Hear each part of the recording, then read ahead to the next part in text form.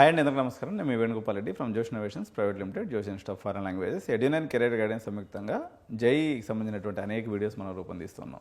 అయితే ఈరోజు ఒక ఆసక్తికరమైనటువంటి టాపిక్తో నేను మీ ముందుకు వచ్చాను. ఇదేంటి అంటే ఐఐటీస్లో అమ్మాయిలు ఎంత పర్సంటేజ్ ఉన్నారు, గతంలో ఎంతమంది ఉండేవాళ్ళు, ఇప్పుడు ఎంతమంది ఉన్నారు, ప్రభుత్వం ఏమేమి చర్యలు తీసుకుంది వాళ్ళని ఎంకరేజ్ చేయడం కోసం అనేది ఈ వీడియోలో మనం చూద్దాం.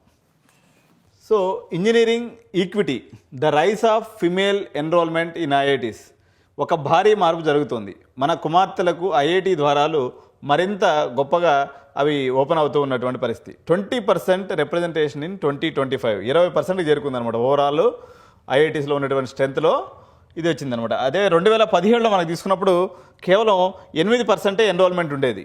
కేవలం కొన్నేళ్లలో ఈ సంఖ్య చాలా తక్కువగా ఉండేది. ప్రభుత్వం చర్యల పరిస్థితిని పూర్తిగా మార్చివేశాయి.